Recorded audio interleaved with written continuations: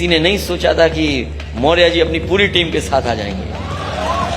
एक तरफ उत्तर प्रदेश चुनाव और नजदीक आ रहा है, ऐसे में कई सारे नेता एक पार्टी को छोड़ दूसरी पार्टी में जा रहे हैं।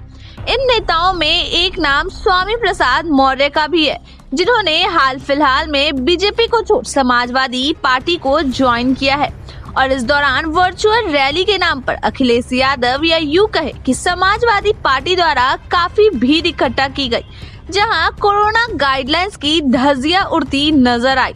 न लोगों ने मास्क लगाया था सही से, न ही सोशल डिस्टेंस का पालन किया जा रहा था, जिसे लेकर लगातार सवाल खड़े किए जा रहे हैं कि आखिर जब चुनाव आयोग ने भीड़ न लगाने का किसी भी फिजिकल रैली करने के लिए 15 जनवरी तक रोक लगाई थी, तो ऐसे में चुनाव आयोग के द्वारा दिए गए दिशा निर्देश का पालन नहीं किया गया और लोगों के सेहत के साथ खिलवाड़ देखने को मिला। जहां रोज कोरोना के मामले बढ़ रहे हैं, वह इतनी भीड़ एक चिंता का विषय है।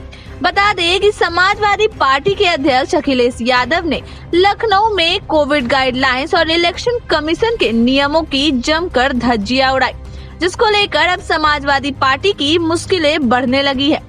इस पूरे मामले पर लखनऊ डीएम अभिषेक प्रकाश ने एक्शन लिया है। पुलिस टीम समाजवादी पार्टी कार्यालय भेजी गई है। इस बारे में जरूरी कार्रवाई की जाए, ये निर्देश दिए गए हैं। बता दें कि बीजेपी से बागी होने वाले योगी सरकार के मंत्री और विधायक सपा में शामिल हुए हैं। सपा में शामिल होने वालों में बीजेपी सरकार में मंत्री रह चुके स्वामी प्रसाद मौर्य, धर्म सिंह सैनी, दारा सिंह चौहान समेत कई विधायक अखिलेश यादव की मौजूदगी में सपा में शामिल हुए। इस मौके पर अखिलेश यादव ने योगी सरकार पर जमकर निशाना साधा। सपा अध्यक्ष ने कहा कि मुख्यमंत्री योगी आदित्यनाथ की वापसी टिकट 11 मार्च तय है, लेकिन डर के मारे पहले ही गोरखपुर चले गए। इनका जाना भी जरूरी है क्योंकि इन्होंने यूपी को बर्बाद कर दिया है। अब तो चुनाव आ गया है, इसी दिन का तो इंतजार कर रहे थे हम लोग कि चुनाव कब आएगा। अब साइकिल का हैंडल भी ठीक है और दोनों पहिए भी ठीक हैं अब, और पैडल चलाने वाले देखो कितने हमारे नौजवान साथी दिखाई दे रहे हैं। अब कोई नहीं रोक सकता रफ्तार को। जब समाजवादी और अंबेडकरवादी साथ आ गए तो कोई नहीं रोक सकता। कई मौकों पर गुमराह किया गया, कई मौकों पर नफरत फैलाई गई और कभी कभी आरोप लगाने का काम हुआ। ये लेटरल जो गिनती है, लेटरल जो एंट्री है, उस पर भारतीय जनता पार्टी नहीं बात करती। न केवल आउटसोर्स, तमाम ऐसे फैसले जो कभी सोचा नहीं था, वो फैसले भारतीय जनता पार्टी ने लिए हैं। कई बार लोग कहते हैं ये सेमीफाइनल है।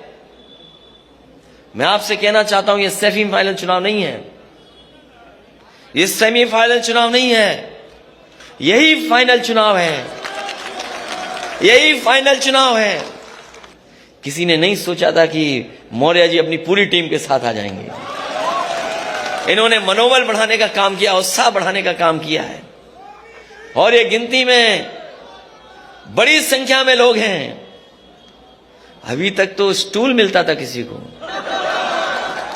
वो स्टूल वाले का क्या होगा? अब मुझे तो पता नहीं स्टूल वाले का क्या होगा। इसलिए जो 11 तारीख को जाना था जिन्हें, वो आज ही चले गए मौर्य जी के डर से। यूपी चुनाव के बीच अखिलेश यादव ने लखनऊ में चुनावी सभा के दौरान दावा किया कि यूपी से बीजेपी का सुपड़ा साफ होगा। दावा यहां तक किया जा रहा है कि समाजवादी पार्टी यूपी में 400 से ज्यादा सीटें हासिल करेंगी। यूपी में 2017 के बाद जो माफियाओं, गैंगस्टरों पर शिकंजा कसा गया है, उससे भी अखिलेश यादव कितने परेशान हैं, ये भी चुनावी जनसभा के दौरान देखने को मिला। सपा अध्यक्ष अखिलेश यादव ने कहा कि बीजेपी ठोकर राज चला रही है, मुकदमों से डरा रही है। अखिलेश ने कहा कि स्वामी प्रसाद मौर्य के खिलाफ पता नहीं किस जमाने का वारंट इश्यू कर दिया गया है। आपकी जानकारी के लिए बता दें कि उन्होंने कहा है कि हमारे बाबा मुख्यमंत्री से कैच छूट गया। वे क्रिकेट खेलना नहीं जानते, अगर जानते भी तो अब उनसे कैच छूट गया है। उन्होंने कहा कि ये जो कहते हैं 80 और 20 की बात, 80% तो समाजवादी पार्टी के साथ खड़े ही हैं। जिन जिन लोगों ने आज हमारे साथ कड़े लोगों को देखा होगा, स्वामी प्रसाद मौर्य की बात सुनी होगी, अब 20% भी हमारे साथ आ गए होंगे। अब भारतीय जनता पार्टी का सफाया होना तय है। जो 3/4 की बात करते हैं वो अब 3 से 4 सीट की बात करेंगे। उन्होंने उत्तर प्रदेश को बर्बाद कर दिया है। बीजेपी ने किसानों को वादा किया था कि उनकी सरकार आएगी तो किसानों की आय दुगनी हो जाएगी। इसी तरह तमाम खबरों के लिए बने रहे न्यूज़ भारतवर्ष के साथ।